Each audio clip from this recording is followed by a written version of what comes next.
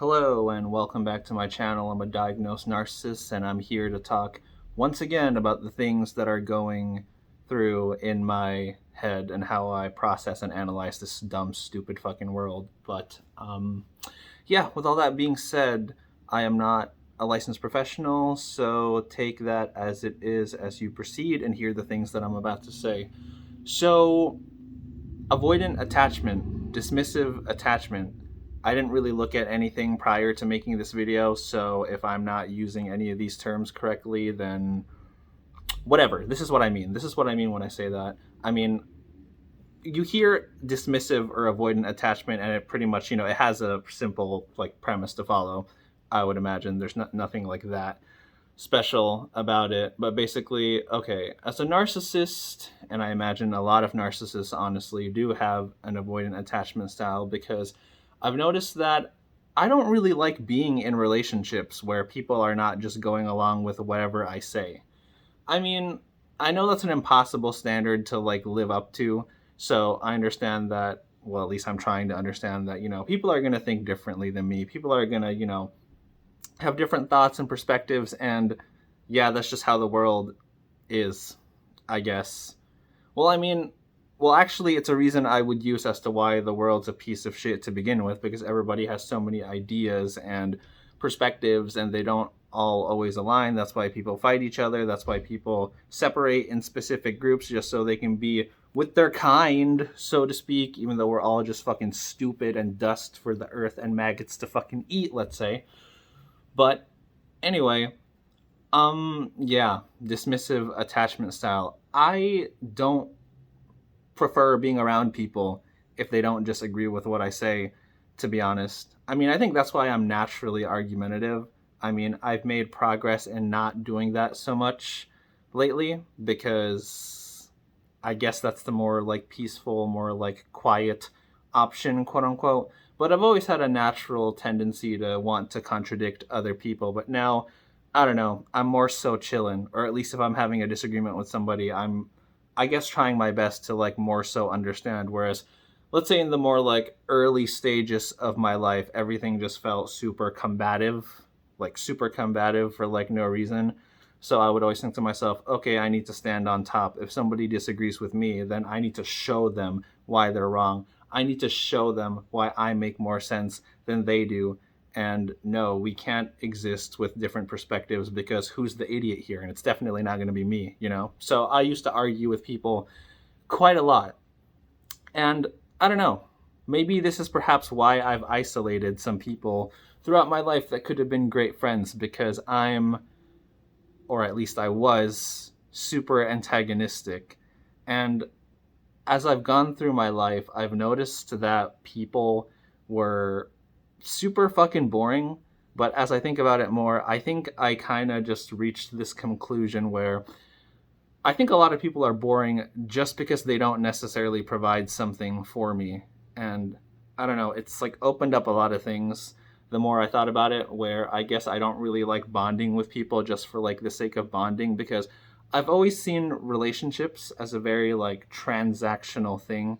I don't know, even if somebody were to say, oh, I'm with you because I genuinely like hanging out with you, I don't know, maybe it's true, but at least there's a part of me that just doesn't want to believe that, because why would you stick around someone if you don't get something out of them?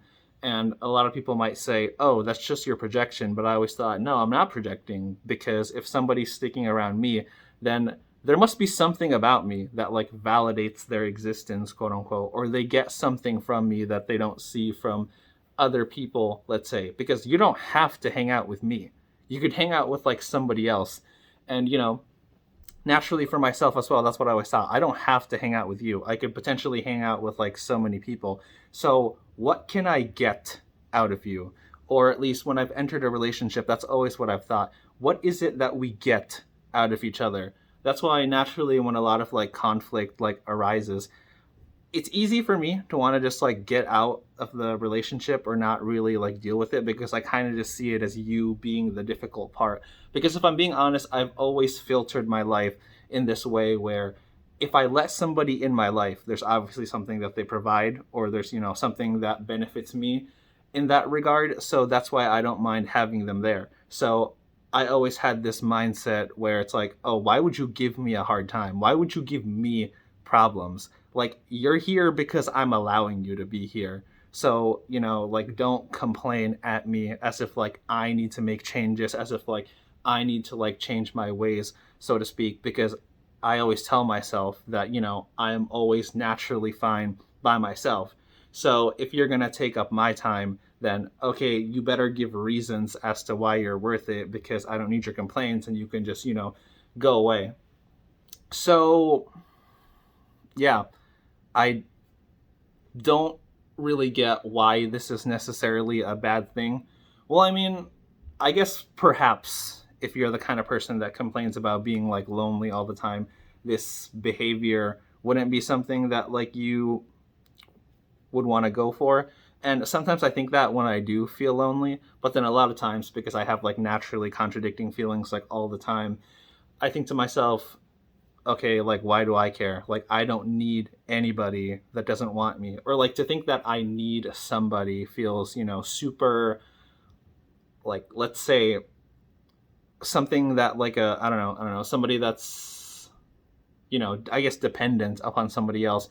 And I never want to think that I'm dependent upon somebody else. That's why I always hate it when I feel like somebody pities me, or I always hate it when somebody, let's say, you know, wants me to make like adjustments for them, because I've always seen everything as clear as who's on top and who's at the bottom. I've always noticed, I would say, that in relationships, okay, how is the hierarchy working? Who is pushing this? Who is pushing that? Or something, because it's still hard for me to comprehend that two people are supposed to be, I guess, equal in a relationship. I mean, people say maybe they're not equal, but they're supposed to like work together, compensate for each other. And I don't know, I'm trying to drill that in my head, I guess, just to make my relationships a bit easier, you know. But I mean, I still do have inclinations and tendencies to, I guess, want to be that person on top, so to speak, because there's nothing that I absolutely hate more than thinking that, I guess, who I give my time to, so to speak, is going to be, the one up here. And, yeah, I'm down here. And basically, I'm the pathetic one. I'm the one that they can, like, essentially stomp, quote unquote. That's why I think when I've left people in my life, or let's just say people have left me, I've never really felt bad about it. Like, I kind of just always told myself that, like, okay, if somebody like disappears, then it's like, oh, why would I feel bad about like all that time that, I spent with them, as if like, oh my gosh, I need them, they need to be here. Like, the only frustration that I would think that I would have is like, oh shit, that was a complete fucking waste of time. And if I could go back in time, I would prevent it from happening in the first place. And that's essentially my only regret. So, yeah, it's kind of strange. So, I feel like to me, it's extremely easy to like hate people. And let's say when there's like a big falling out, like I don't have this friend anymore, I don't have this, for the sake of conversation, let's just say partner. I do appreciate my girlfriend and I'm glad she's with me. But that aside, I'm just trying to like, paint like an overall sort of like image, because I think, yeah, what naturally draws in my head, and I think like, I don't know, perhaps they are defenses, but they just, like, yeah, they're like my strong inclinations. I don't know if like anybody else feels this way, but naturally when like things happen, I do have these go-to thoughts, I guess.